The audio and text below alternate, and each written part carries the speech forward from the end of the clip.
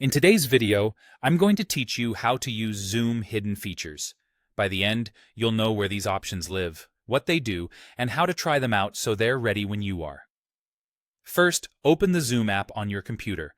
Make sure you're on the home screen, not already inside a meeting. This gives you full access to settings without the pressure of being live. If the interface looks a bit different from what you remember, don't worry. Zoom updates frequently, but the essentials remain in the same place. Next, click Settings. On desktop, you'll usually find this as a gear icon near your profile picture. This is your control center. We'll take a quick tour of 3 sections that hold useful, often overlooked features: video, audio, and in-meeting. Start with video.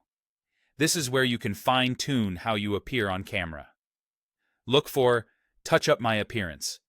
Turning this on applies a gentle smoothing filter that helps even out lighting and minor blemishes without making you look artificial. If your lighting isn't ideal, explore options like Adjust for Low Light to make your image clearer. Take a second to preview your camera while toggling these so you can see the difference in real time. Move to audio. While this isn't flashy, it's packed with helpful enhancements. Use the background noise suppression controls to reduce humming AC units or keyboard clicks.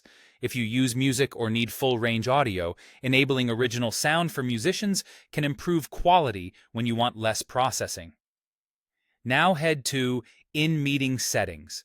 This is where you'll find engagement tools.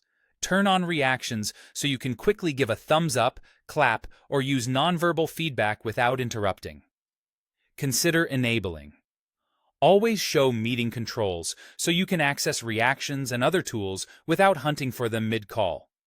This section also includes options that make participation smoother, like showing your name during video and enabling chat features depending on your needs.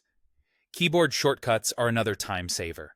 In the Keyboard Shortcuts section, you can learn or customize keys to mute and unmute, start or stop video, open chat, and trigger reactions. These shortcuts keep you focused on the conversation instead of your mouse. Finally, test everything in a meeting so you can use it confidently. Start a new meeting by yourself, turn on your camera, and try the touch-up appearance toggle. Speak a few lines and listen back to see how audio settings affect clarity. Practice using reactions and a couple of shortcuts like muting and unmuting. This quick rehearsal builds muscle memory, so when a real meeting starts, your tools feel second nature.